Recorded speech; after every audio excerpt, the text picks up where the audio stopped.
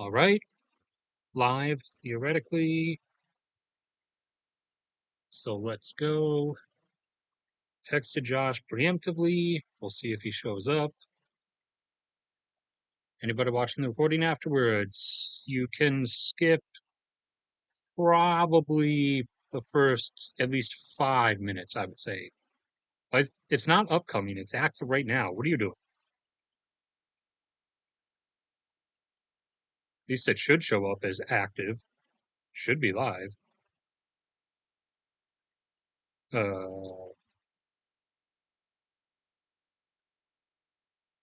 Says I'm live.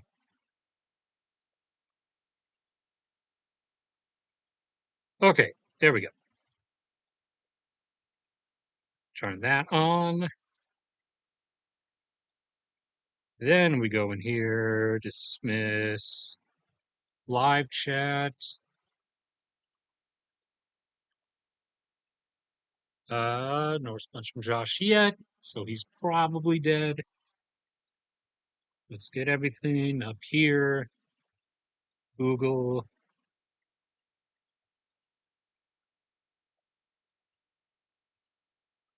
Come on.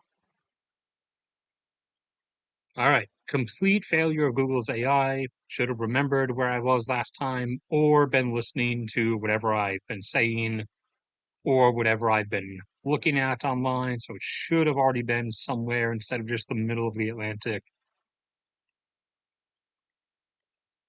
So we go here. We get this set up. I don't think there's anything I'm going to actually need from my documents yet. This time, no, we're going over here. And I actually finally did a massive bookmark purge. So, behind after a few things from a number of months ago, including some snow stuff from back up home, where I would love to be, but that would require a larger income. So, unfortunately, not anytime soon. Probably apart from a few of these things, there is nothing else beyond like the last week or two. So, no more episodes of accidentally endlessly scrolling, confused as to where something was, because everything will cut off after these two sort of bookmarks or bookends as they're going to function.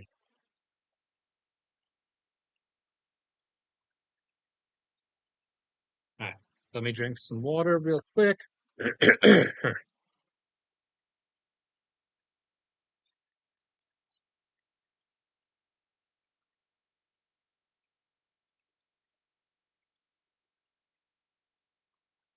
So, apart from the war development stuff here and up in Ukraine and over offshore of China and Taiwan, there is also some economic news, but not a lot of it is all that great. Everything this episode is kind of bleak-ish, and there might be a second episode this week depending on how fast things go, because supposedly the IDF intends to start the campaign into Lebanon next month, the middle of the month at the earliest, possibly the later end of the month. However, it might end up happening earlier than that because the last time they said they were going to do something at a specific time was when they said they were going to do those retaliatory airstrikes in Iran and Syria. And they said they weren't going to do those until the first or second week of May, but they ended up doing them in April instead. So this might start earlier, and some portion of it preemptively already has. Hold on. Where's the Oh no, that's layers. The All right, we want to keep the borders at least. There we go.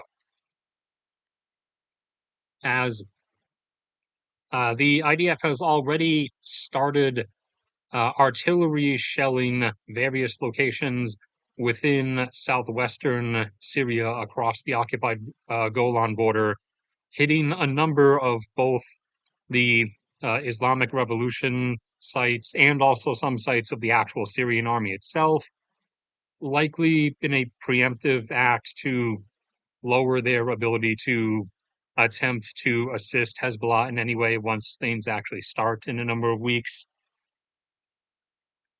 So a preemptive portion of that has already started, and also the airstrike intensity in southern Lebanon just doubled up again over the last few nights, and they hit another one of those middle of nowhere basement of an abandoned barn storage sites for a lot of their unguided rockets, the regular sized ones that make like car sized explosions.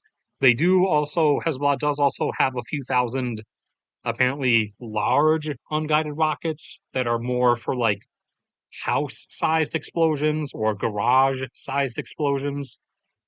But the sites that have been getting hit, at least based on the explosion size and the size of the like streamers or the smoke streaks that's come flaring out of the explosion, have primarily been the smaller unguided rocket storage sites. So, including the ones that Hezbollah has actually launched into Israel so far since October, then also accounting for all the ones stored in the sites that the IDF has destroyed. Hezbollah is probably down or out about 25,000 thus far, out of the 150,000 that they roughly are assumed to have started with or to have had pre-October. So they still have another 125,000, plus, like I said, a few thousand of the large unguided rockets.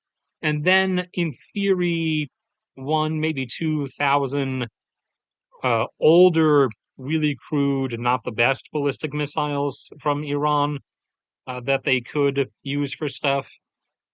Or, sorry, they already have used a few. I forgot. Way back in like December or January, they did launch a few at Haifa, and they did hit a number of buildings and destroyed a few cars. But in that particular one, no one was actually killed that time, if I recall correctly. And okay, I am here. Blah blah blah. Join my side of the cult. No,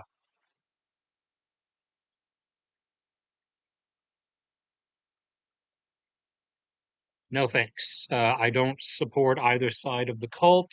And yes, you are in a cult.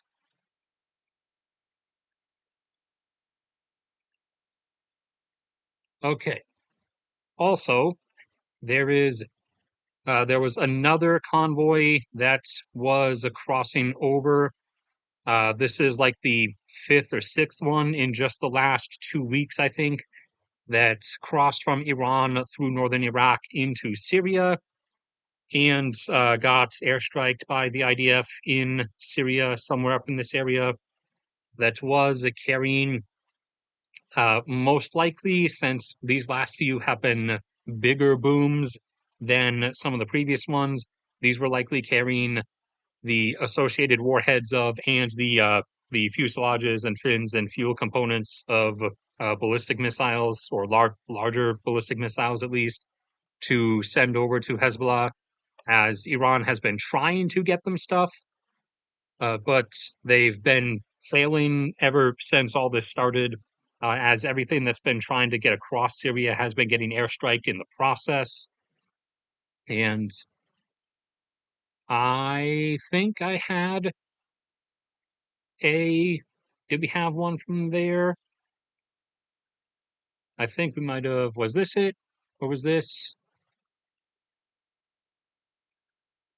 Oh, uh, this from far, far away. And yeah, there's the burning aftermath, and that particular type of glow, at least it can be associated with different things, but this particular like orange shade uh, in the strikes conducted in this region has most often been seen with burning rocket fuel. after like a shipment of rockets has been struck, or an assortment of them that was on the ground was struck. So, like I said, this was most likely a shipment of ballistic missile components heading through Syria, as opposed to a shipment of like a few hundred Shahed drones instead. And I passed something up here that once again, like we already saw, Iran has vowed to defend Hezbollah. They vowed in this specific speech, at least, a harsh response if if the IDF invades Lebanon, which they are going to. They flat out said they were as early as January, and now they've reaffirmed that. Most recently, publicly announcing that the finalized version of the plan for their operations into Lebanon has been approved by their war cabinet or their uh, command staff board group or whatever they particularly call theirs, and that the U.S. has also now greenlit at least what the IDF presented as their plan for the operations.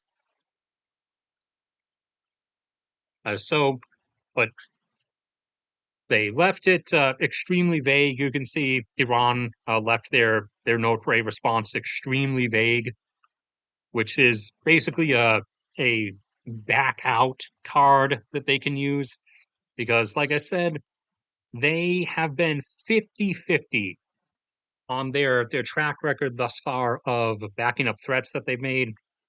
They've half them they haven't, half they have.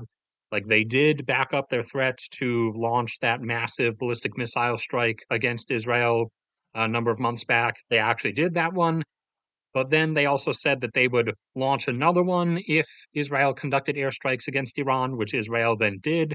However, Iran never launched that supposed retaliatory strike afterwards. So they're 50-50 on their threats. So whether they do something if Israel does invade Lebanon would kind of be a 50-50.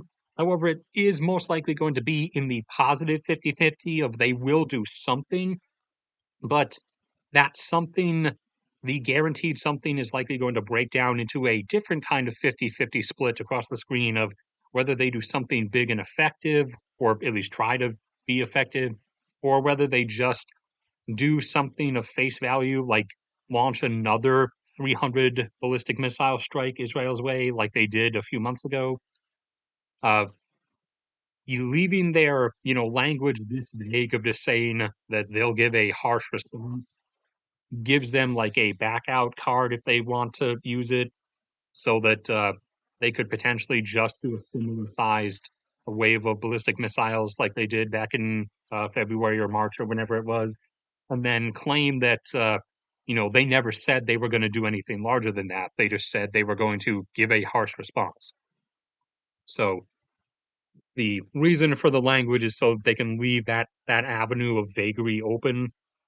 But there is a chance that they might, there's the other 50-50 split chance that they might feel compelled to really try to do something larger, like, launch their fabled 1,000 ballistic missile wave towards Israel.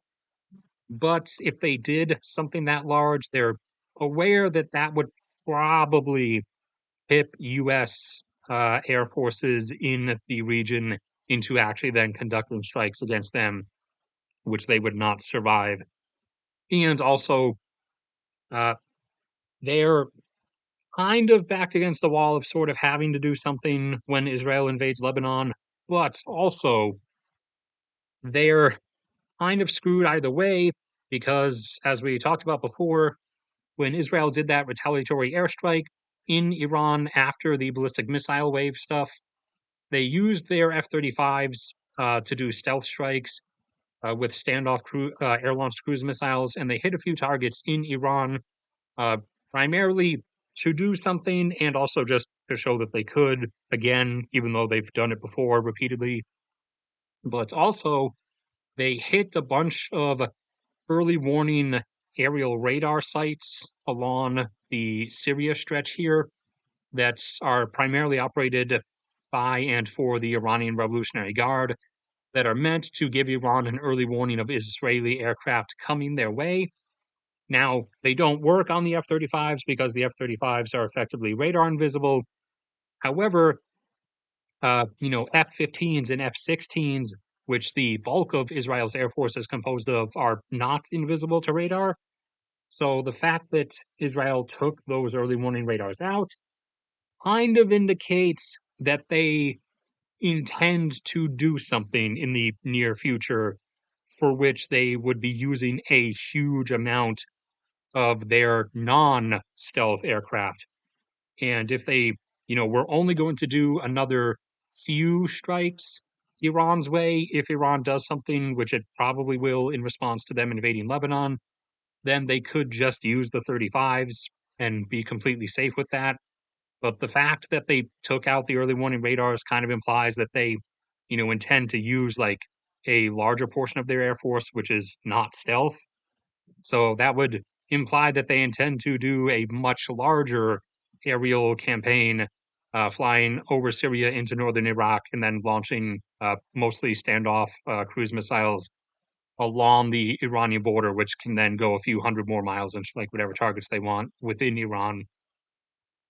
So that's probably going to be their response to Iran aiding Hezbollah either way, whether Iran does something big or just does another piecemeal 300 missile wave response. Israel is probably going to do that massive air wave attack either way, no matter what type of response Iran does.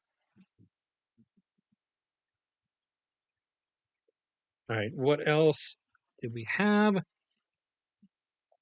And the firing into northern Israel from southern Lebanon by Hezbollah of both unguided rockets and Shahed drones is continuing nightly in large numbers, primarily now because Hezbollah is aware, since the IDF has hit several of their unguided rocket storage sites. Hezbollah is aware that the IDF knows where a lot of their munitions are stored and has been gradually taking out their storage sites. So they are now in a position of, well, if all our rockets are going to get destroyed anyways, then we might as well just start dumping them across the border while we can. So now they're firing as much as they can, all the time, each night, because they're going to lose them anyways. So they might as well use them instead of lose them. But they are most likely trying to prepare like a much more mass firing wave as a immediate retaliation for when Israel does start the invasion sometime next month, if those plans are true, or at least if the time frame of those is true. So they're probably, when Israel initially starts that, I would suspect they're going to launch like some kind of massive unguided rocket wave of probably a few thousand at least, something like the massive wave that Hamas launched on October 7th on the initial day that everything started. Hezbollah will probably do something similar the day that the IDF actually starts the invasion. Although Hezbollah has a lot more at its disposal and a lot more land area to spread things over, so they could probably actually do something bigger. Like instead of 3,000 at once, like Hamas did on that day, they could probably launch something like 10,000 at once per se. And also they could probably launch a couple hundred of those bigger unguided rockets that they have. And as for the number of Shahed drones that they have in their possession at any given time, I don't know. Those aren't any of the numbers that we have like concrete certainty on. But the withdrawal of stuff from Gaza and movement of it rapidly up to the north continues, as there was more footage recently, or images. I think I had them, here recently, of more vehicles. In this case, you can see M109 Paladins. At least I think Israel's mobile artillery is straight up the American Paladin, although it might be a indigenously modified version of it.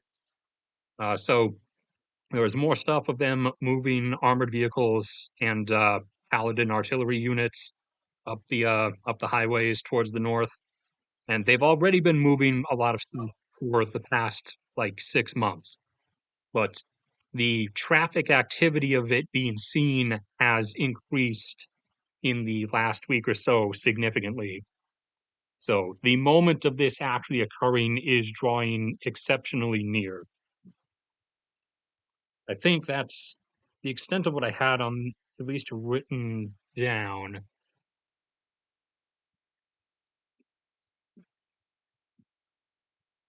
Was there anything else here? Uh, Maps. I think these a lot of these were just maps of previous rocket attacks. Oh yeah, forgot this one. And the U.S. is transferring them Raytheon's Coyote system, which is a anti-suicide drone system.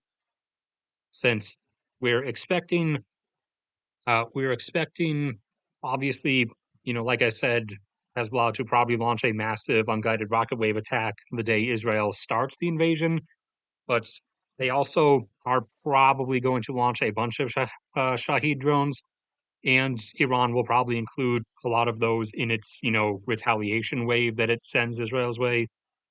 And instead of, wasting aircraft munitions to shoot those down, which is very expensive, Raytheon does have the Coyote system, which is basically uh, it shoots up a smaller suicide drone at incoming suicide drones, essentially. So they go up and have really small, cheap warheads that aren't really explosive or aren't that explosive, but it's enough because you don't really have to do that much damage to the drone for it to go down. So we're sending a bunch of those over now because we're expecting a large retaliation wave, at least from Hezbollah and the whole Islamic Revolution group over in Syria, if not also and highly probably from Iran. Because in this case, you know, the IDF actually going like and invading southern Lebanon, that one, like I said, it's on the positive side of 50-50 that they probably are absolutely going to do something because that one's not one that they could really get away with not doing anything about.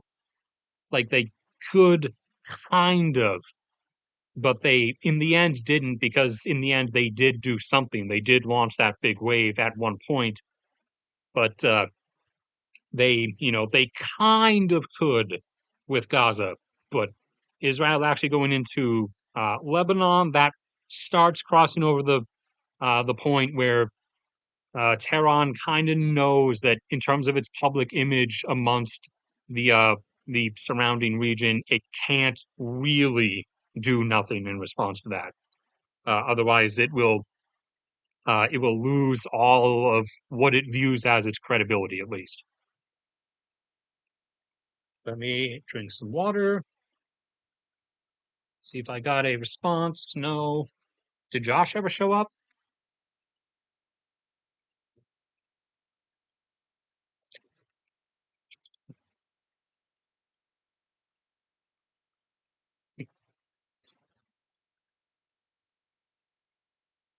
Uh, yeah, I did. I'll talk about that in a minute.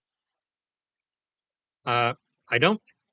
No, they would take a while to plan. Actually, I don't know why everybody has this misguided notion that like you can do surprise invasions or you can do like rapid invasions. You can't really. I mean, if your invasion is, a bunch of guys running through border gates or ramming border gates on pickup trucks and then getting out and shooting people or paragliding over a border wall, yeah, you can do that pretty quickly, but that's not really going to go anywhere. And that's also not like a military invasion. A massive amount of military force takes a while to move. It takes a while to surveil things down to a more detailed level than just your common casual surveillance that you're constantly running. And you also have to have like 12 layers of plan, plan Alpha, Bravo, Charlie, Delta, Echo, Foxtrot, Golf, and keep going for this angle of attack of, this unit is going to go here. If this happens, they'll do this, and this unit will do this. But then if this happens instead, then they'll go this way instead, and this unit will do this in response. But then if when they do that in response, this happens, then this other unit will do this in response. That's not something that happens instantaneously. I mean, we, the US, have the biggest airlifter fleet in the world, with the ability to like mass move force in to any location on the planet we want in record time. But even still, like Iraq, when we invaded in 2003, had a decent like 2 to 3 month warning, because that's how long it took us to arrange and set everything up. Plus, Israel has also, remember, still been doing the stuff in Gaza, so they weren't like done on land and like completely down into just fighting in tunnels yet until just the last month or so. So they didn't have like full availability to move stuff up. But people seem to have this misguided notion about like you can just do an invasion whenever, like instantaneously at the snap of your fingers. That's not how it works.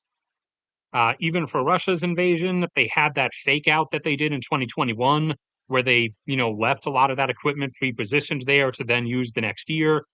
And for the real one, they then still took several months to prepare everything. The same with China and Taiwan. Everyone, especially on Twitter, is being really dumb and saying that China is going to invade Taiwan next month, despite there being no force movement, no naval asset movement, no preparation. They're just going to teleport everything to their shore instantly and then just jump across the Taiwan Strait. This is not how it works. Things have mass. Okay, people, they need to be moved. They need to be moved in large numbers, which takes a long time.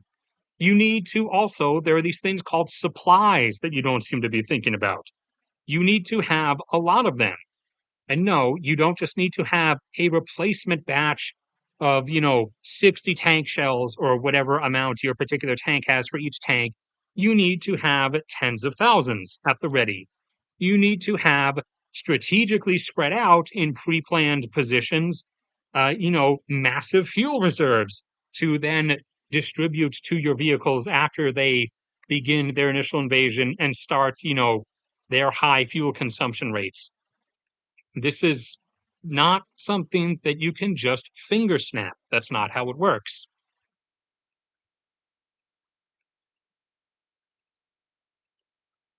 All right. And actually, speaking of China, they've been having additional submarine issues. So after not so secretly losing that sub last year up in the region between the Yellow Sea, I think, the region between Korea and China, because this is Bohai Bay, and this is, I think, supposed to be the Yellow Sea. There we go. Thank you. I had to zoom out for the label to come up. While out here, a Chinese sub was forced to surface, which is, not something that subs are supposed to do, especially while on the border of or within the waters of, a adversary. And it, surfaced within view of like a number of small fishing boats, which, if it had to surface and it was able to safely do so, it could have just moved somewhere else away from where, like, witnesses were. But instead, it rapidly surfaced immediately right on the spot, which is a, heavy implication that something's probably wrong. and it sat there for a while, doing nothing, and eventually a actual surface vessel of the Chinese Navy came up to it and sat next to it for a while, and eventually the two of them, the submarine staying on the surface, mind you, not resubmerging, the two of them then turned back towards the coast and very slowly, at a careful speed, started heading back towards the Chinese coast. So China's having increasingly frequent submarine issues, apparently. Not the best look, but their gradual preparation for possibly, or sorry, most likely next year, setting this up and trying this, although there is still the roughly 50% chance they might try it this year. However, that's starting to decrease because you would start seeing things by now. We are close enough to fall to where you would have to be moving a lot of things into place already, unless you wanted to delay it until like the very end of fall, in which case, you might have a few more weeks of window before you would start seeing on land and air asset movements. But even still, you would probably be seeing stuff by now. The only things that have been seen thus far are one over here in Djibouti and one over here that was around the Gulf of Guinea near Nigeria. China is gradually starting to order their forward or foreign seas deployed naval ships to return to Chinese waters, as they are going to need, almost all of them to attempt any like legitimate chance at this. So they are gradually calling things back, which could, with a, 50% chance, maybe indicate that they are about to start preparing things to potentially try towards the end of this fall. But it's a bit too late in the year now, past the point where you would have seen some form of like force movement already towards this area, and there hasn't been any. So it is still much more likely going to be next year, or the most likely year. But this is stuff. Some of the pre stuff is them calling their vessels back, and they don't have too many like in distant locations. I do believe they have one or two frigates that are around South Africa at the moment that they would probably also want to call back. And one, I think they have one ship near Myanmar and one near Pakistan, along with a couple over here discreetly. They didn't want to publicly be part of the whole Prosperity Guardian operation thing to protect ships from Houthi attacks, but they are just, again, they didn't publicly announce it. If and when they get called out on it, like in interviews or whatever, or some of their propagandists on Twitter get called out on it, they usually will just give the general answer of, well, they're only there to protect Chinese shipping vessels, which is a lot of the world's shipping fleet. So that's kind of not actually a cop out, or it's not the cop out you think it is. But they do have several over there. Uh, but even as they prepare for this, they might leave those ones over there just to uh, help keep that going, even after they start this. But they have called those first two back, and those two are on their way at the moment. It'll take them a couple weeks to return to wherever their particular port is.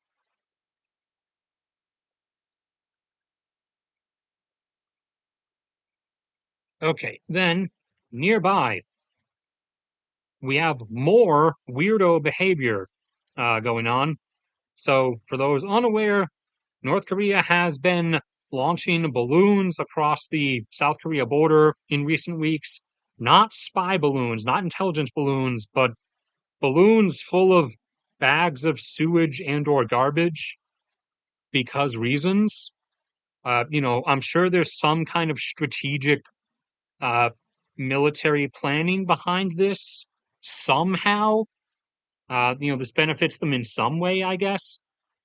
Then they also started running pacer laps, which are, for anyone who's unaware, it might only be an American thing, but in U.S. schools, in the public school system, there's this thing called, the pacer that they made us run in like high school and middle school, where you get in the gymnasium and you run from one side, then back to the other, and each time you cross the gym, that's a pacer lap.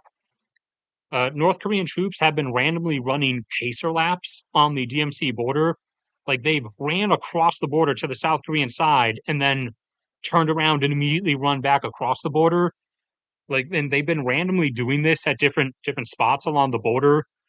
Again, with like just like with the sewage balloons, for reasons, I guess. For some reason, there's some strategic gain to be had from it. You would think. We're trying to give Rocket Man the best credit. He's, pushing his like 350 pounds by now, probably. I There was one incident now though of like maybe sussy stuff, like some actual suspicion. And that was at one particular part along the DMZ. They were seen bringing in like construction equipment, and they have been like digging additional like fortifications on their side and removing some of their layers of minefield, which is what Israel started doing along their mined portions of the Lebanon border. So there is some slight tip into the suspicious realm of things that maybe they do actually want to die and they are actually going to try this at some point in the near future. Because, I mean, like, for all intents and purposes, Kim doesn't really have anything left to do with his life.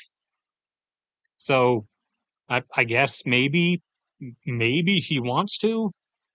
Maybe he wants to just like, go all in on the poker table or something. It's not going to end well, but whatever, I guess you got to have one last party before things inevitably fall apart. Or actually, now that I think about it, he might want to try that because he knows how bad things would begin turning without any like remaining industrial and food support from Russia as Russia begins to down spiral.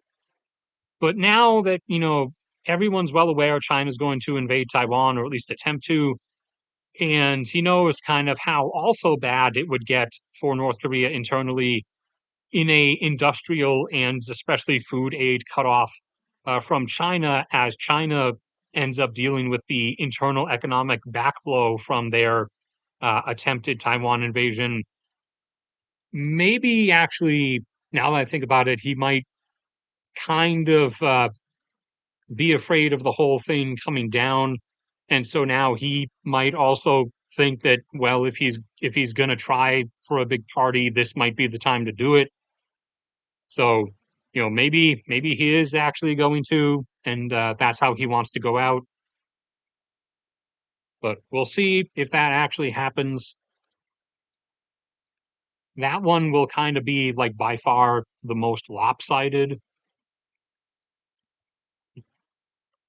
Now, down in Myanmar, and I think we have a picture from this one. Do we? Maybe. No, that's a bit far down. Was it more recent, like in the last couple days? There we go. So this is one of the guns.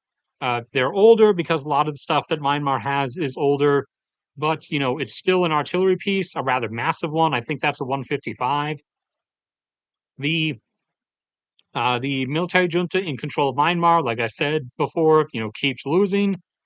They've been pushed down to predominantly just controlling the big valley plain, with some parts of Rakhine still under their control. However, they've now been squeezed out of a lot of those. And coming down from the mountains into the valley, the rebels have actually overrun another one of the military dictatorship's actual military bases. Actual military bases. And they actually did capture artillery pieces. So now, after that first, for the first time capturing that one base back in November, where they actually got like some vehicles for real, like they're old BMP ones from the Soviet Union, but still there's something other than just having to be soldiers on foot and occasionally having some jeeps. Now, instead of just having old World War II mortars, the rebels actually have some big 155 artillery pieces and associated ammunition. Not too much, but they actually have some now. So they're now continuously beginning to tip the weaponry or equipment, scales from being lopsided in the junta's favor. Not that it's really done the military dictatorship any good, because they've still been losing, but the rebels are starting to tip the scales away from being that unbalanced, very gradually, but they're tipping the scales away from being unbalanced. Let me take another sip of water. Did Josh ever show up? There he is. Oh, okay. Getting dinner. He can no longer dab.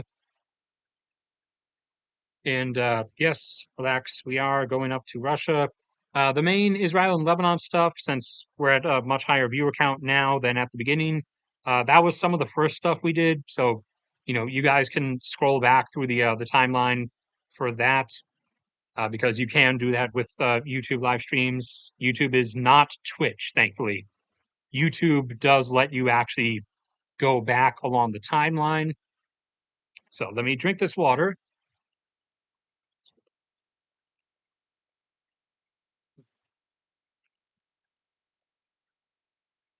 And before we go into Russia and Ukraine, we will do the quick round of economic stuff. Not as much as last time. Also, a lot of it is not good news like last time was. There is some though. Mexico continues winning as everyone continues moving their factories and stuff from China over to Mexico and building new stuff in Mexico instead of building it over in like East Asia. So Mexico got another one as one of the major HVAC companies, or companies that produce uh, air cooling systems, AC systems, along with heating systems, both electric and furnaces. One of them is now building a huge production factory in Mexico. They're going to be shifting their production line from China over to Mexico. So Mexico gets yet another win. Over across the sea, Vietnam gets another one as well, as since the actual production of computer processors and semiconductors and stuff has been getting moved out of Taiwan into places like Malaysia, Singapore, Germany, the Czech Republic, and Poland now, the US, Mexico. There is also other stuff that needs to be relocated out of China in particular, which is the actual making of the computer electronics, like the circuit board itself for computers, laptops, and phones. The actual printing and stamping and what's the term, soldering of the different components onto the board and everything.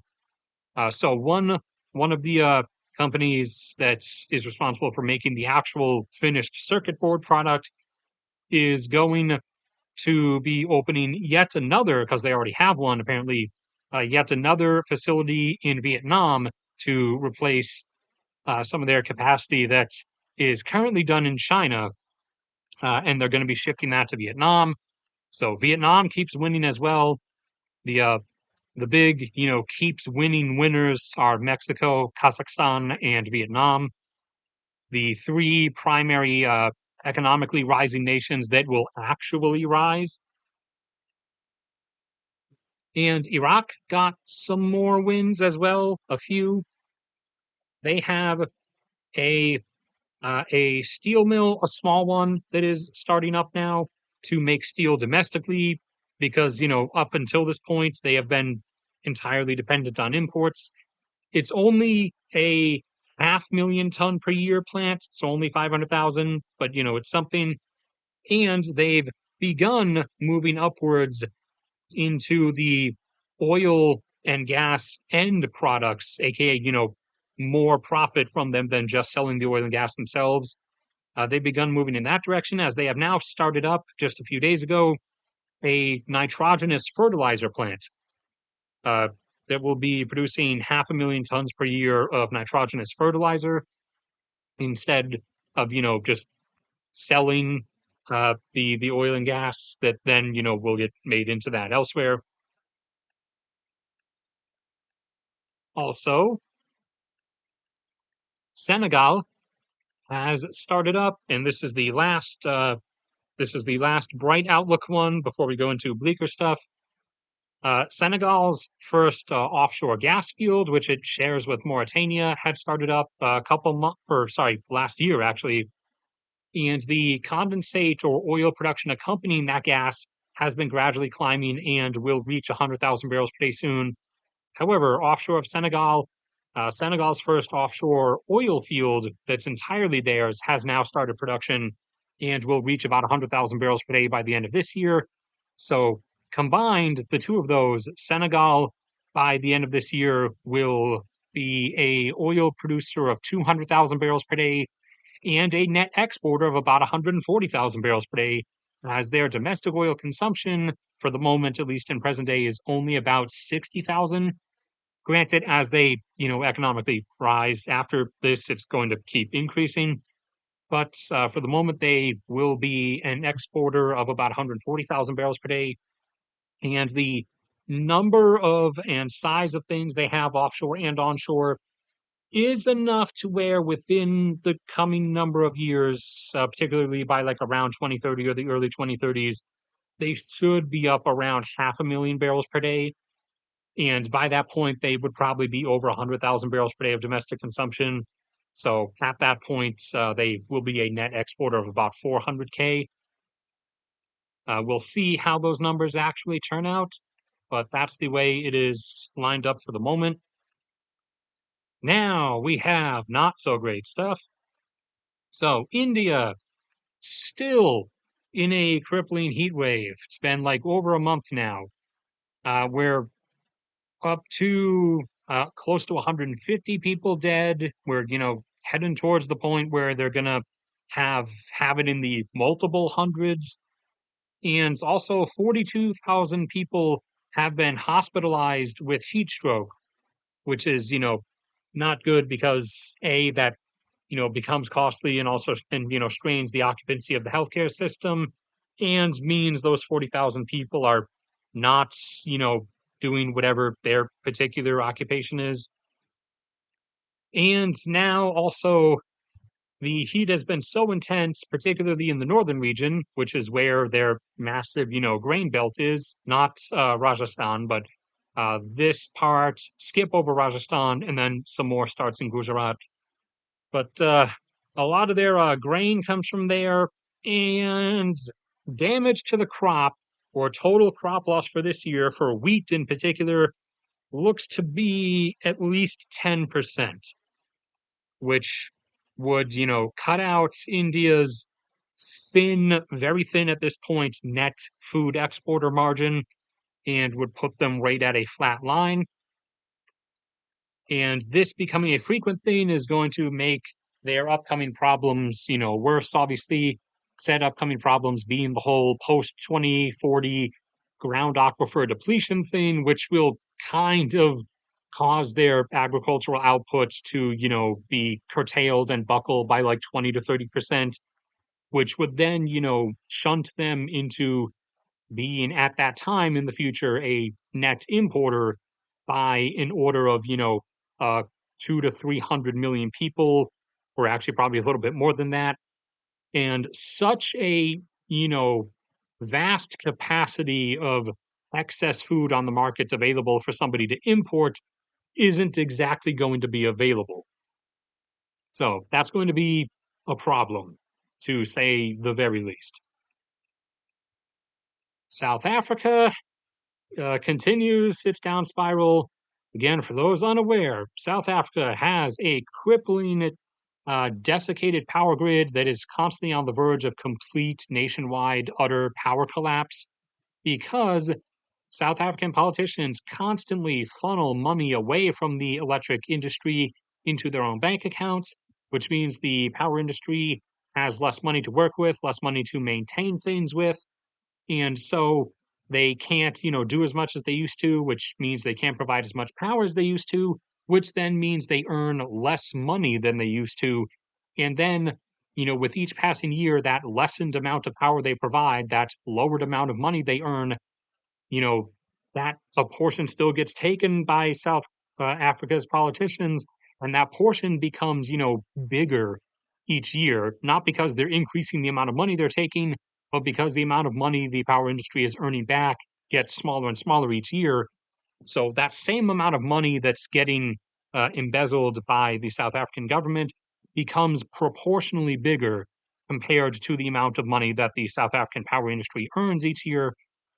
And now the politicians seem to have spread their reach out into other sectors and have been embezzling money from South Africa's water infrastructure maintenance budget and their rail network budget, on top of criminal gangs constantly raiding various like switchboard boxes of the rail lines to rip the electronics out so that they can hustle the precious metals from the circuit boards on the black market, which, leads to a lot of rail shipment delays and holdbacks, which lessens South Africa's economic output even more, which lessens the amount of the budget, which means that the amount getting embezzled becomes proportionally bigger still. Well, now South Africa has yet another problem piling on here, and that is that their insulin supply for their healthcare system has basically evaporated kind of overnight because they can't really pay for their contracts to, purchase the insulin since they're predominantly importing it. So, none of the companies, uh, because a lot of the companies, for one, are also starting to switch insulin production facilities over to making weight loss drugs, which is an issue and pretty cringe. But they'll still make plenty of insulin for customers if the healthcare system or the pharmaceutical company at the end of the chain receiving it can pay for it, which South Africa can't really afford it anymore. So South Africa's, nationwide insulin supply has kind of evaporated in the face of this, almost instantaneously, which is, really not good. So South Africa continually, every few weeks at least, finds another way to get worse, but not in small ways. It is constantly in like actual life shattering ways. Like, having electricity access for half of the day, or, having completely cut off water supply in, what's supposed to be like a, your biggest, most upbuilt city, Johannesburg. So, things are going great for South Africa. And then we have Pakistan, where the Pakistani government, Pakistani police can't maintain order anymore, apparently, as there is an increasing frequency of initially just Pakistanis getting killed, but now uh, tourists have been getting killed by lynch mobs in Pakistan, which, makes the countries that the tourists come from not very happy with Pakistan. And Pakistan tried to, get a handle on this and conduct mass arrests, but in response, the people formed an even bigger lynch mob in that particular town and came and attacked and burned down the police station. So Pakistan can't really maintain order anymore in like any discernible way. Also, there's the whole Taliban thing, and also there's the whole Balochistan separatist thing, which I am, for Balochs finally being independent of both from both Iran and Pakistan.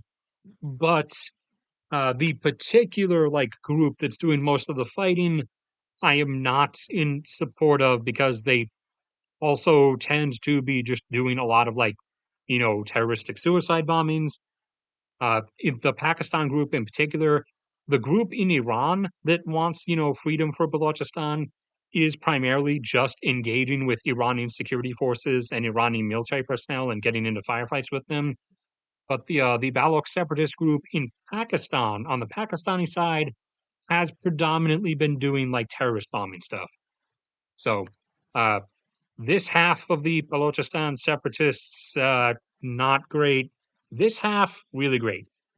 Yes to this half, no for this half. Yes to just Baloch independence as a whole, but this group here, no, Baloch separatists. You guys need to disown those guys and get a grip on them. Okay, that is the extent of the economic and other news. Now, back to war-related stuff. This time, back over in this area. So we have quite a number of things. We have the collapse of Russia's ability to firefight, really.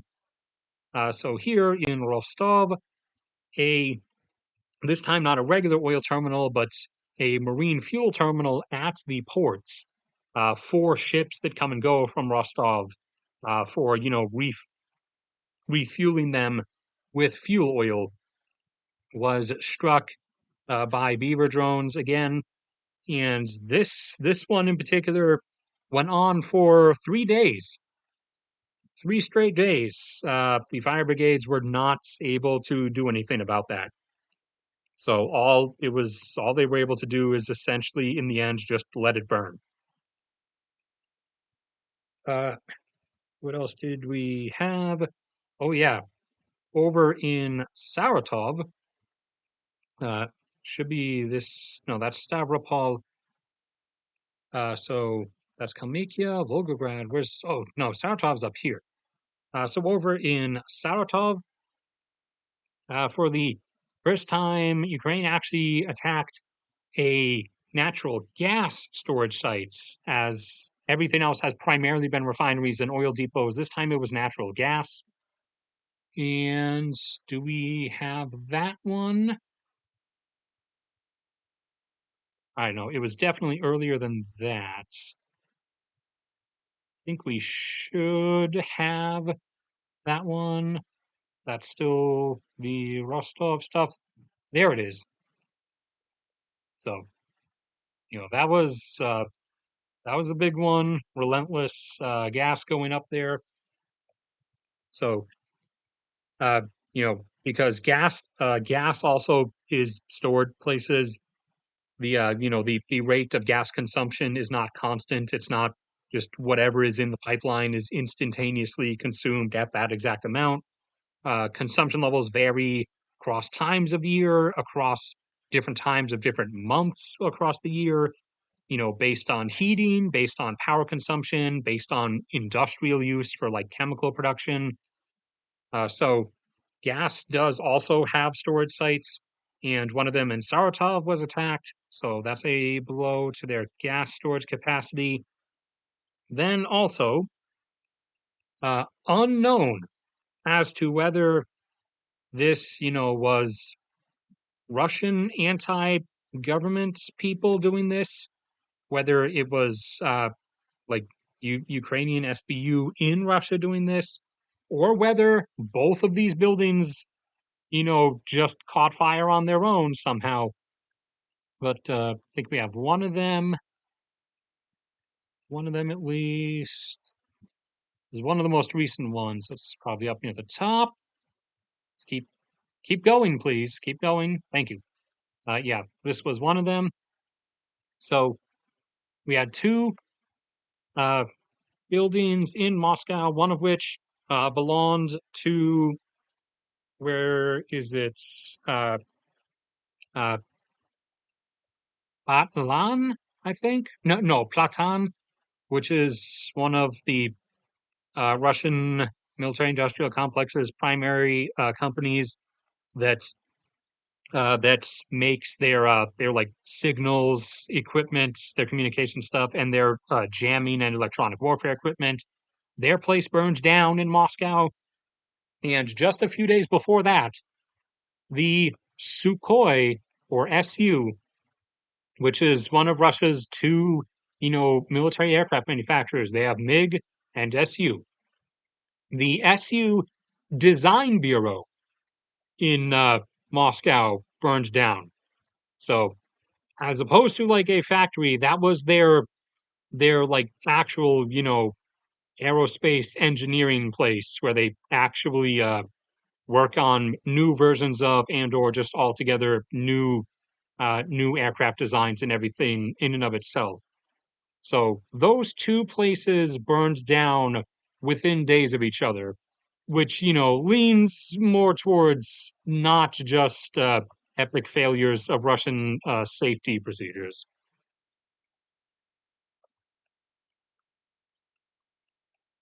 Let me come back down here. I think I'm zoomed in too far. Yeah.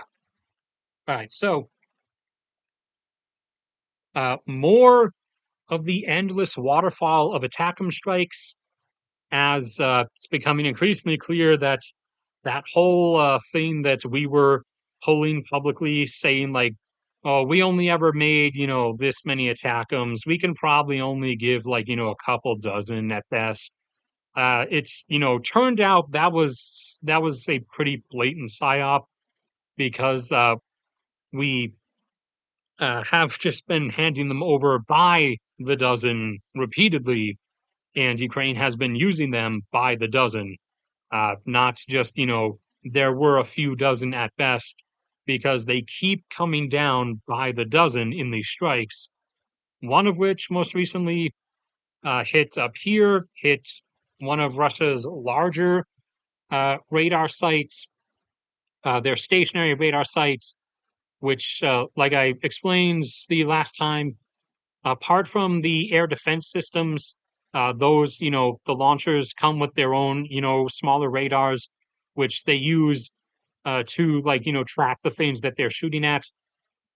Before, like, it actually gets to that point, there are militaries also do have stationary radar sites that have much larger radars, usually on elevated positions, which there are a lot of in Crimea, that have the ability to see out for a couple hundred miles, like over the horizon, that see aircraft coming in or missiles coming in, and then that information gets relayed to air defense systems so that they can activate beforehand and have their smaller targeting acquisition radars pointed in the direction of the incoming targets before they actually reach them. So a massive site of that was hit and taken out up in the northern portion, and down in the southern portion of Ukraine.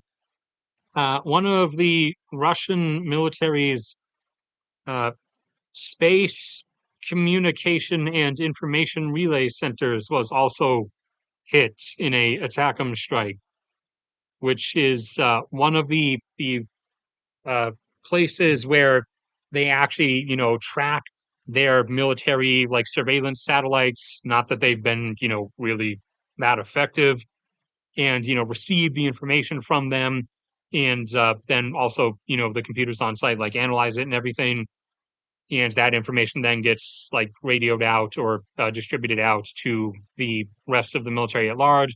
So that site was also taken out in just the last few days. The distraction invasion of Kharkiv Oblast that they did. Remember, I showed you this area in between these two bars right here. They pushed into and came up to about that green dot right there. It's probably too small for you to see. So actually, here, I'll go in a little bit further. So this little alcove area, they invaded and came up to about this green dot. They've since had to fall back from that, back to more of like the straight line across here. And as of observations of the last couple days, they've started just actually withdrawing from the Kharkiv Oblast, and Ukraine is thus then pushing back into the positions in this area. As since, like I said before, it was only ever meant to be like a forced distraction to try to get Ukraine to like remove units from along the line down in Donetsk, and it did work. I mean, Ukraine did move units. However, Russia wasn't really able to advance that much, even with the reduced amount of force they were facing. So I think they ended up in two spots, like getting 1 extra kilometer of push out of the reduced force, but that was about it. So they're now pulling back out of that, as that didn't really end up yielding the results that they were hoping for. Uh, Hold on, what else do we have here? Oh yeah, so um, some interesting additional developments. If we go down here a bit, and yeah, we add this whole thing. So yeah, Russia is or has been continuing to get dudes to actually willingly join the military, to then send them in suicide waves on the Ukrainian front.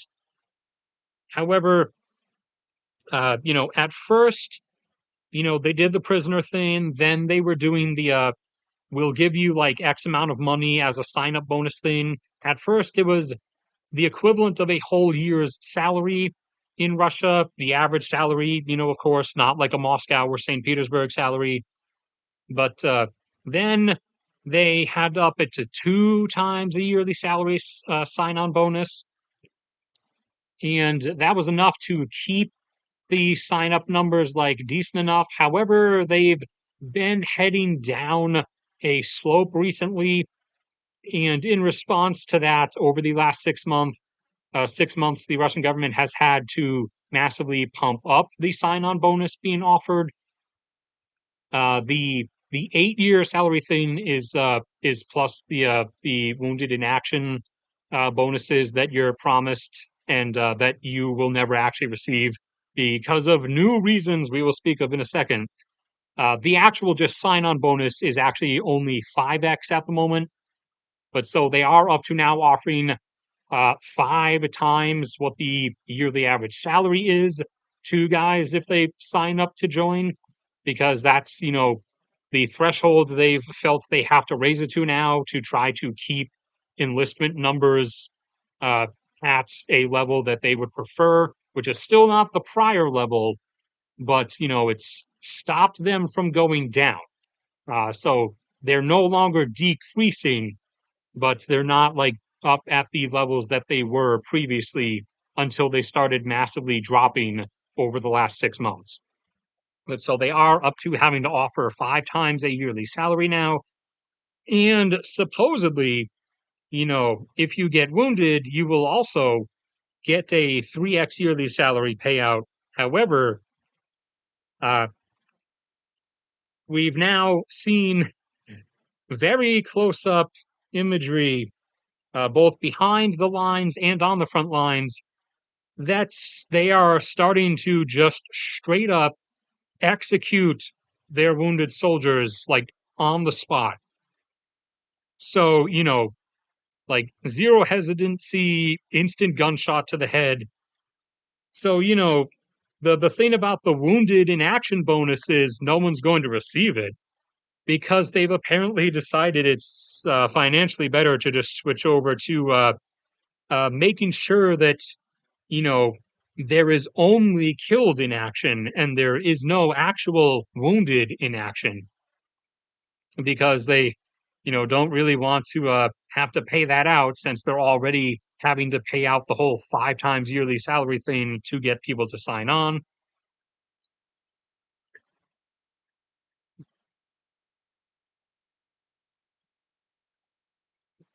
And hold on. I did not organize these properly. Where is the next thing? Oh, yeah. So we have now passed the point, based on the uh, recent like satellite updates, from people who actually can afford to pay like the $30 monthly subscription to get, weekly satellite imagery updates. You know, I can only do the free stuff like Google Earth, which is still on imagery from you can see 2013. So, I'm not one of those people who can afford to shell out like $30 a month to Maxar or whatever these like daily satellite imagery updates platforms are. But those who can have been posting, the stuff on Telegram and on Twitter, showing like a lot of the different sites at which the old Soviet equipment was stored that Russia has been increasingly uh, becoming lopsidedly dependent on. And apparently, there are 12 big storage bases with a lot of stuff, and there are 24 smaller storage bases. Two of the smaller ones had reached the status of being completely depleted as of 2 weeks ago.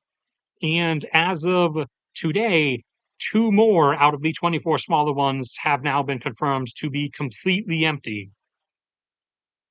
And overall, in total, comparing the visuals, we've now crossed the point apparently of over 50% of their old Soviet stuff being now absent, likely either in Ukraine already or, sitting destroyed there somewhere. And despite, again, all the rhetoric about this being about being afraid of NATO being on their borders, NATO now being on their border and, even U.S. forces now being stationed in Finland, Russia, continuously reveals that that was, always a lie and they didn't actually care. As now, the active duty bases along the Finnish border are down to only having 20% of their prior combat jets and or ground vehicles, tanks, AFVs, IFVs, and stuff present at them anymore, as that stuff has been getting moved south to Ukraine. So they're emptying out almost now their stuff along the border with Finland, which, would be the theoretically biggest actual NATO threat, uh, or Kaliningrad, but the bases in Kaliningrad are starting to go empty as well. So, constantly giving away that it was always a lie and that wasn't what they actually cared about. And we have some of the Autobots rollout footage. I think it was further down. Okay, no, it was definitely more recent. As all of the shipments rolling towards the Ukrainian border, rolling towards the front. Oh, and here is one of the images from one of Russia's storage sites showing that a huge chunk of their stored equipment actually can't even be used because it's like, desiccated and ripped apart. And you can see like plenty of these and these, like these are half of these are upside down. And, a lot of them are like super rusted. So, a lot of it can't even be used apparently. But I was looking for, okay, maybe it was further down. There was the rail shipment footage, or another batch of rail shipment footage. Unless okay, there it is. It was much further back than I thought. So, uh, the shipments arriving towards the front have now reached the point of being entirely old tanks, and not even the T-64s or really old versions of T-72s anymore. Now, everything that's showing up near the border to go across towards the front line is almost entirely just T-62s and a few T-55s, which is really bad, but predominantly T-62s. So there you have that. Uh, what else do we have? Anything in here? Did that. We did that. We did that. We did that. Oh, yeah. So we had another, birthday cake hooray moments, basically, for the Russian military. Because, we've had the moments before over the last 2 years where, like, they finally managed to receive a new batch of 12 whole MLRS rocket launchers and a new batch of 24 whole artillery systems, after losing hundreds and hundreds. Well, now they finally did manage, Sukhoi finally managed to manufacture two, count them two, whole new Su-34s, which are their fighter bombers. They're kind of like the F-15, but in reality, the MiG-29 is more like the F-15. But in terms of the role it plays, the Su-24 can be pretty similar to the F-15. They finally managed, after 2.5 years, to pump out two whole new Su-24s, whereas the amount that they've lost is in excess of 30, including three recently, somewhere around here, that were hit in a massive beaver drone wave. And one was crippled outside, two were inside of a hangar that received damage from the explosions and then from the hangar, collapsing and falling on top of them. And then, to attempt to conceal everything, the Russian Air Force moved everything. They rapidly just towed and dragged everything off the site. However, that didn't remove the massive explosion scorch marks and the slick marks from the jet fuel that leaked out and burned on the ground, and it didn't remove the collapsed hangar. So it didn't actually delete the evidence. It just made it, more sussy. And I believe that should be the extent of everything, almost at least.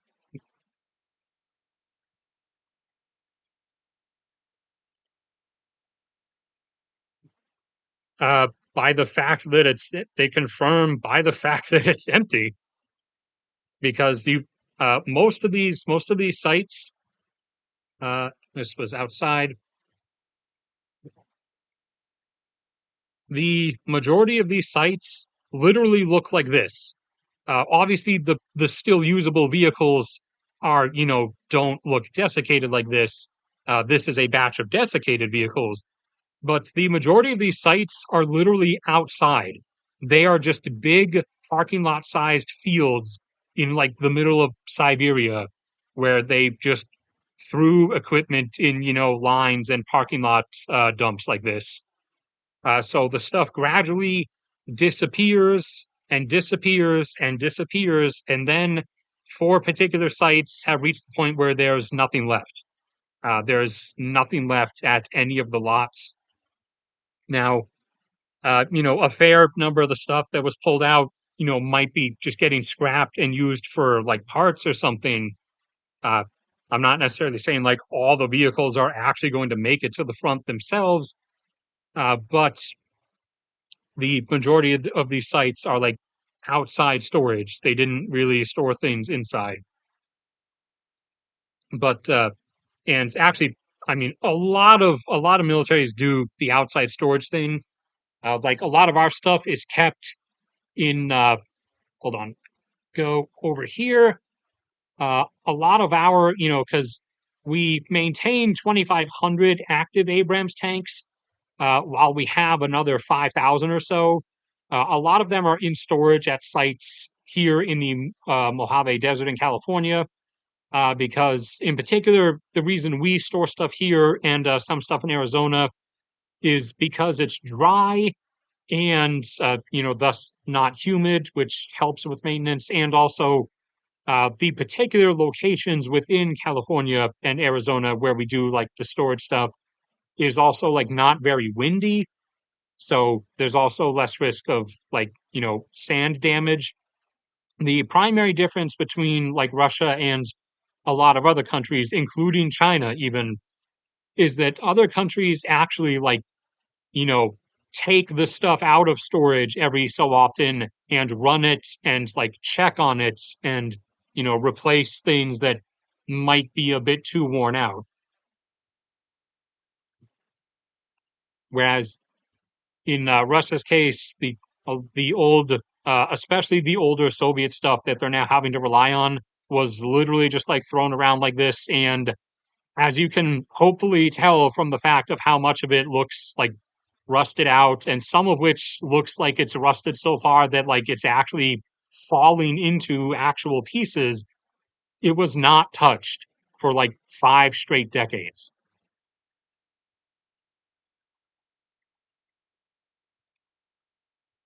Now, the storage sites that they actually have like, buildings at or underground things for, a lot of those are around this area, and those are predominantly where they store like actual munitions, like where they store artillery shells as opposed to artillery vehicles, and where they store like a lot of bombs. So, in particular, one site I think in no, it was Volgograd, Volgograd Oblast. One of like the storage sites that is a storage site for like munitions for Air Force bombs. One of those was hit like sometime last year, and was a really big boom visible from quite a ways off, because a lot of those semi underground like bunker warehouse hybrids that were full of like stacks or bookcases, basically bookcases but with bombs instead of books. A lot of those got set off and then set each other off. So the stuff where they do have like indoor things for is primarily where they stored like munitions as opposed to vehicles.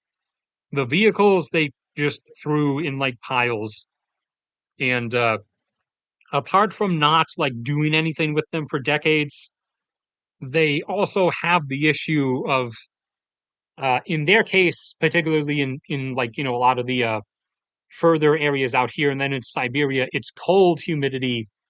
Uh, but a lot of the areas they don't have like the whole dry condition thing. And especially a lot of them get a lot of rain in the summer, and then several feet of snow in the winter, basically like back up home in Fairbanks. But doing that to vehicles outside year after year after year for like 30, 40, 50 years, even actually 60 years for some of the stuff like the T-55s, and for the literal World War II artillery pieces, that's they for towed artillery, so non like really non self-moving artillery, for towed artillery for several months they have actually been using some literal World War II stuff. Not a lot, but they have started actually using some. And they probably can only use some because, a lot of it's been out like this for, in that case, almost 80 years, somewhere between like 70 and 80 years. So, a huge chunk of that is likely not usable. But the usable portions of that literal World War II towed artillery, they are indeed actually using.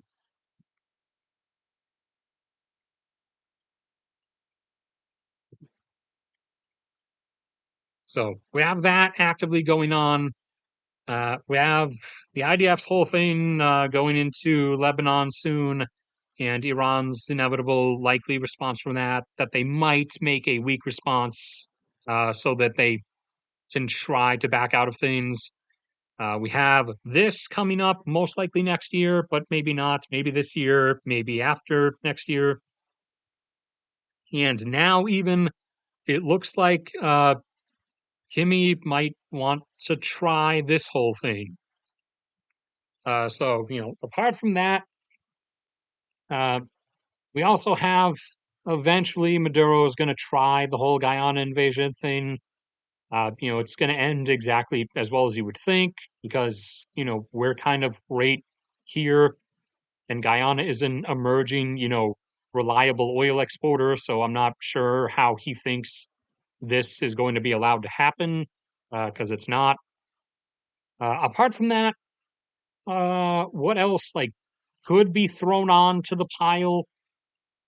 If, like I said before, if enough stuff happens at once and becomes continuously ongoing at the same time, I will give permission, official Max Ogier stamp of like authorization to then declare it as World War III. But I'm gonna have to actually probably make a short video for people who only like watch the videos on the channel, explicitly explaining why there is not going to be a World War III in the like the vision of what you think of world wars, because the two that we did have were something that we're not really going to see again. Like there were two forces, especially in the second one, there were two forces that were massively invading like everywhere and all over the place, and there were just like waves of front lines ebbing back and forth across thousands of miles of landscape. That's not like what's going to happen if everything happened at once. Because like no one's like really after that anymore. Like what if enough happens at once to actually label it as World War III, literally what it would be slash will be is a number of different things happening like just so happening to occur at the same time, like the downslope or closing couple of years of the Ukraine conflict, Israel doing the stuff with Lebanon, and then Iran like responding to that, and then having a bunch of the Islamic Revolution groups respond to that, and then like an aerial campaign getting launched by Israel and possibly our forces also in the Middle East against Iran. Then China invading Taiwan, North Korea trying the dumb idea of invading South Korea, like all of that going down at once. Uh, Maybe Azerbaijan jumping on the chance during all that to try for their whole Armenia invasion slash extermination desires. Maybe, uh, you know, Vujovic, I forget how to pronounce his name, the current leader of Serbia. Maybe he gets really dumb and tries the whole Kosovo thing again. Maybe I I really think he's like he pretends to be that stupid because that's sort of what keeps, Russia's money coming. But I don't actually think he would be that stupid. But I could be wrong. He could be that dumb. Then like Egypt, bombing the dam in Ethiopia, which there wouldn't really be that much Ethiopia could do in response because Ethiopia doesn't have an air force or a real navy or any way to like move forces in that direction. Uh, Also, Ethiopia could actually do their whole psychotic invasion of Somalia that they semi-threatened off and on. It's nothing really. There's nothing really else that would be on the list of things, except for Tajikistan trying the whole Kyrgyzstan invasion thing again. even though it went really poorly for them last time. Like they got ratioed by Kyrgyzstan, even though Kyrgyzstan, is much less well equipped. They have a lot less like actual decent military vehicles. Tajikistan actually has like semi-modern stuff, and by semi-modern I mean like stuff, Soviet stuff from the 70s and 80s, whereas Kyrgyzstan essentially is just infantry with some like World War II slash 1950s tanks on their side, but they still somehow ratioed Tajikistan. So not the best look on Tajikistan's part. I don't. I think that's basically the extent of everything that could go. In terms of different countries fighting each other, there's also then the like inward collapses and things like the like potential like civil clashes within Iran, however long or brief they would last, in the event of like Iran like folding inwards, and then there is the whole actually there is also the whole Pakistan thing because they have threatened to potentially launch like military actions into Afghanistan over the last year or two because the Taliban keeps randomly like firing mortars and artillery shells into Pakistan. So I don't know if like the Taliban is trying to provoke Pakistan into attacking them for some reason. They like I don't I'm wondering if like they really can't live like without being in some kind of jihad. Like I think they might actually be having like a psychological break where like they just don't understand life without jihad. So they might be trying to like provoke Pakistan into invading them just to trigger something again. And Pakistan has said that they might do it a few times, but they've been really, really loose with the words about it. So more likely not, but maybe you could throw that on the fire too. But so, quote unquote, World War III, if if I do officially stamp that, will literally just be a bunch of like different things happening at once. Whereas the last two were like united fronts with different, like completely conjoined sides. Because remember, even like while in the East, it was primarily Japan, although some of the Asian nations did actually participate with them a little bit, like Thailand to an extent. In Europe, it was not just Germany. Remember, Italy was there too. They sucked completely, but Italy was part of that too, along with Romania. But the last two, there were literal like sides and like massive moving like front lines of conquest and liberation. Whereas this is literally just like this thing's gonna happen is happening here. This thing might happen here. We know this is going to happen here.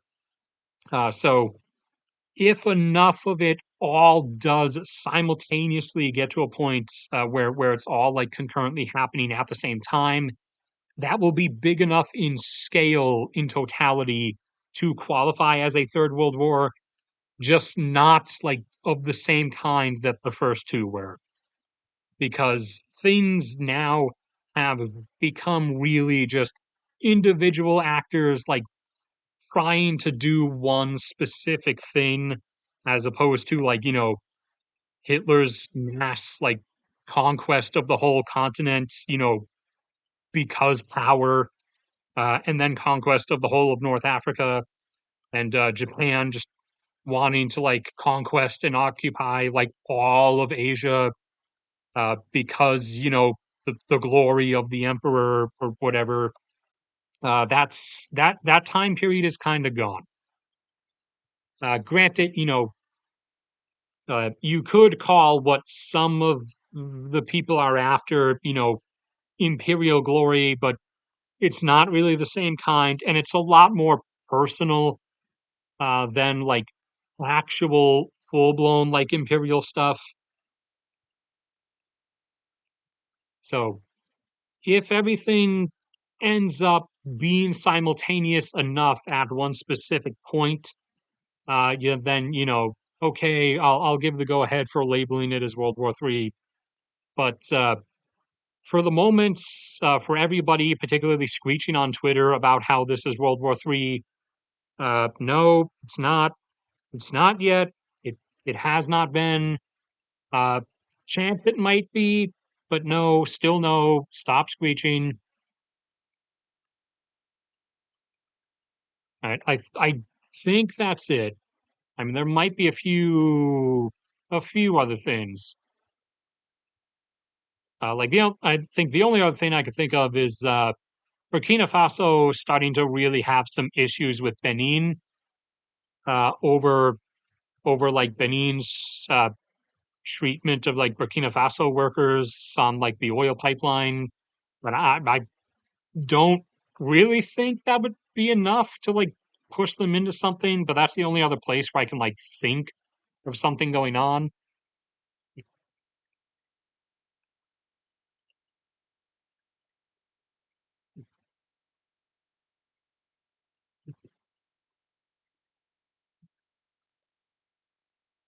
Yeah, did you go to Yuma?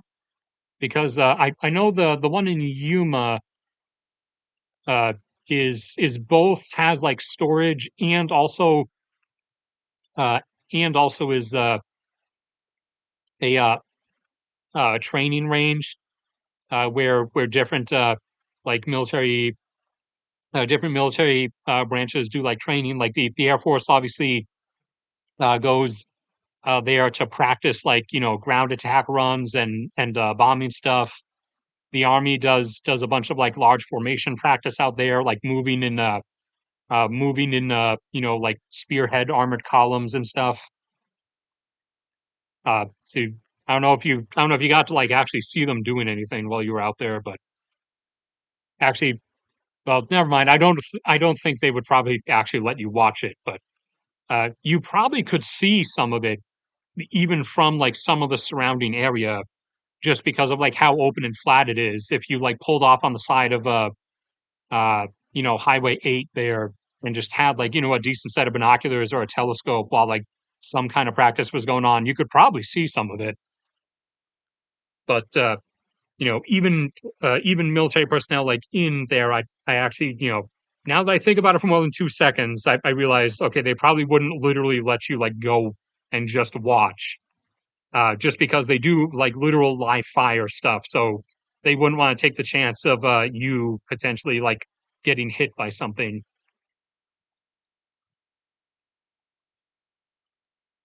All right, that's probably going to be it for the stream itself. Otherwise, uh, reminder for everyone who does not know, I don't just make the videos and do the streams. I also do have a lot of compiled resources and data and stuff that you can look at any time. Any of the more recent videos have this Google Drive folder link that will take you here, where you can look at any of these like dozen plus docs where they have where they have graphs and stuff I've compiled, and also just like general data compilations and stuff. Since the primary reason I'm doing this is because uh, it helps you get like you can have all this data compiled in one location, as opposed to for a lot of this stuff outside of more just general things like oil production levels, you would have to like look it up individually, like by individual country, because for a lot of the stuff, like individual countries publish like this particular type of data on their like government website, but a lot of it isn't necessarily compiled. And also, a lot of this is starting to be put behind paywalls, just like with news. As I'm sure a lot of you have seen on a lot of things, when you get like you've reached your free article limit, and also not the EIA, which is the U.S. Energy Information Administration, but the European Union version, the IEA, or International Energy Administration, you guys have started putting your data behind a paywall. Like I went to the IEA and they were like, here's, all this like epic data at, deeper fundamental levels than just, generic like oil and gas production. And I'm like, oh wow, that sounds super cool. And they're like, available now for a subscription of 60 euros per month. And I'm like, no, I'm not paying that. I'm not giving you that money. You're literally a agency funded by like multiple like dozen governments. Why are you sticking your hand out asking me for 60 euros a month? I'm not paying you. So part of this is also so that you guys can have stuff that is not behind a paywall. And also, soon, like I said in the statistical review of world energy stream a few days ago, I will be posting up the link once I have like I'd say the first 5 chapters of it ready. I will be posting off the link to my Battle Los Angeles roughly derivative or inspired alien invasion story thing that I started working on, of which I'm working on simultaneously chapters 4 and 5. Uh, right now, the battle offshore of and onshore near Tokyo is taking place. For anyone who's roughly familiar with Battle LA, it was a film back in 2011 that initially started with like a more realistic approach premise, and then it kind of went off the rails because the main characters were main characters, and they like took out the aliens all by themselves because they're main characters. Insert your anime protagonist here, but the idea behind that initially, and now much more so behind my thing, is a not necessarily an invasion, as in they want to like take the place and occupy it, but a invasion, as in just a general attack uh, to attempt to at least do as much damage to us as they possibly can by aliens who are actually confined to obeying the laws of physics, just like we are. Which means uh, no magic, no magic technology, and by magic I mean invincibility shields, and or infinite, just magic anti-gravity hovering that lets 5 gigaton volume, like 15-mile wide spaceships just like hover wherever they want to because reasons.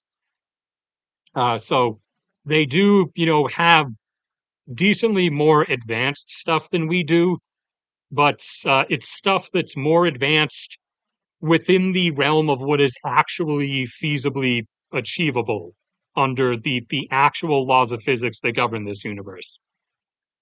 So they are like heavy hitting, but like they're not invincible.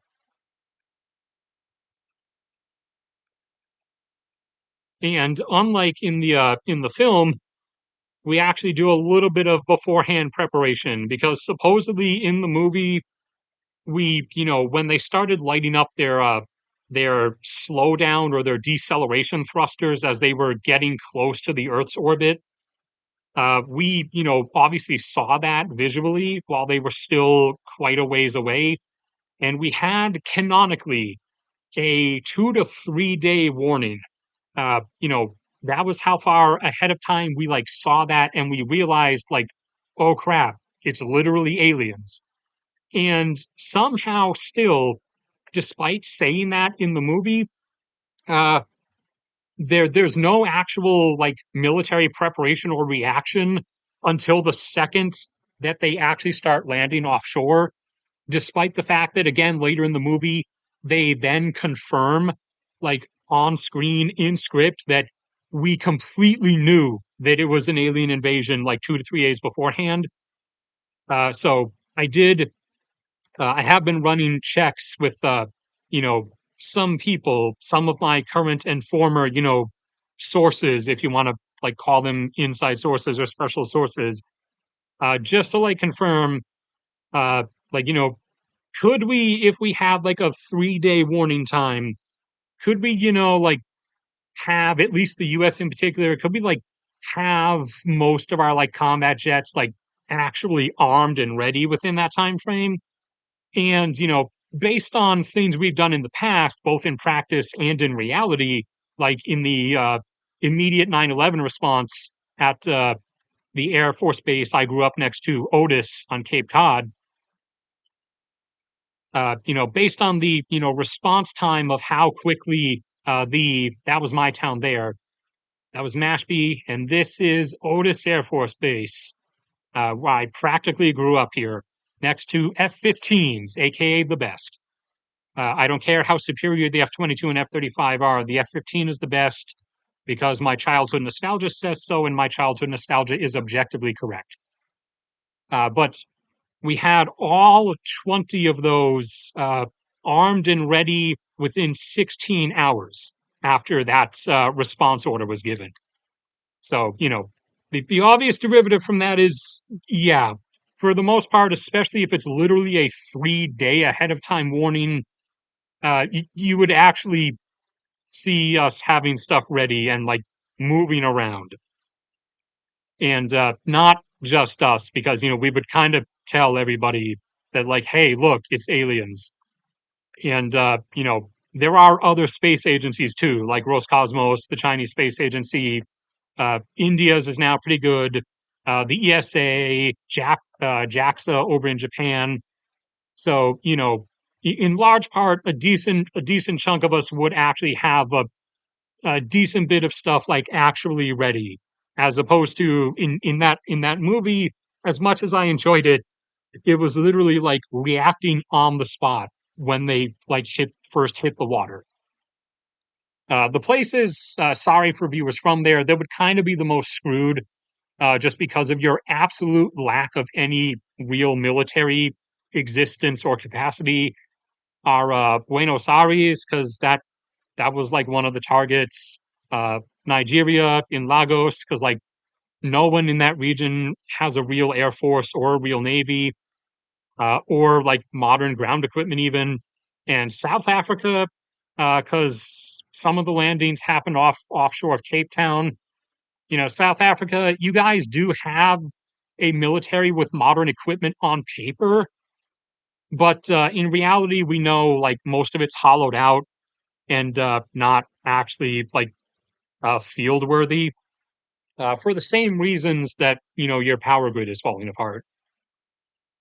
So South Africa, Nigeria, and Argentina, initially at least, you guys are kind of screwed until the fights are finished in a lot of these other places, and the rest of us with long-reaching military arms capabilities are then able to come down and actually back you up.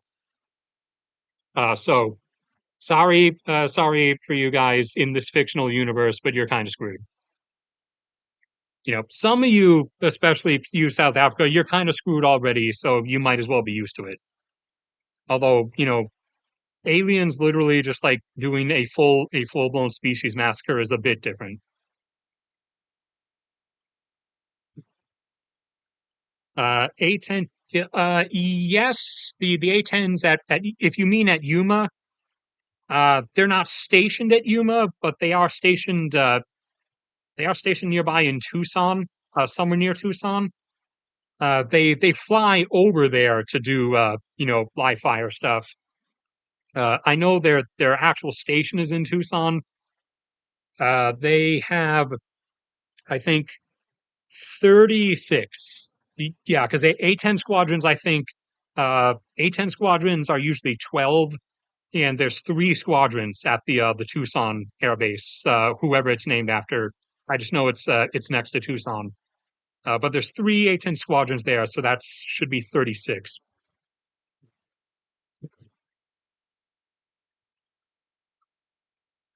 As partially for the whole story thing, I also have been uh, deep delving into what is where, not just of us, but of like other countries as well, like who has what military where, at least under present day, under the present force arrangement and conditions. So, like, And I'm surprised this many people are actually still here after I switched over. After the actual topics ended and I started talking about the whole alien invasion thing, I really thought the viewer count would plunge to like two.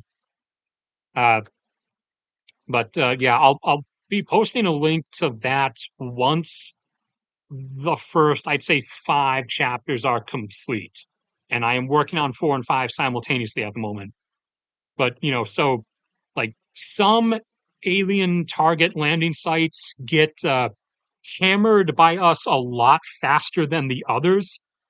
Especially the ones that hit offshore of major Chinese cities, because China essentially has everything right here, and so does South Korea and a lot of Japan stuff, and Taiwan is highly militarized, and we have at any given time two like full carrier strike groups plus a number of other cruisers and destroyers in the area floating around because we're expecting China to invade Taiwan. So, because of all the joint stuff between all of us here, the aliens that land like off of these sites actually kind of don't really get to do anything just because of like how much stuff we have concentrated here. Because of that is the one thing you do have to actually tip in our favor is they might never really be expecting that we fight each other as much as we do and as much as we have. So we do have this kind of lopsided force arrangement around the world that they run into. And oh, yeah, I do actually have this intention. I'll end the stream after saying this, but I do have this hilarious alliance intention here because since a lot of the cities here are along the coast. And if you look at their metro areas, they're basically continuous with each other for like long strips. One of the landing zones is like here offshore of Israel and Egypt. And so there ends up being this awkward alliance between the IDF and the Egyptian military who are going to do like the fighting after the initial like airspace saturation bombardment.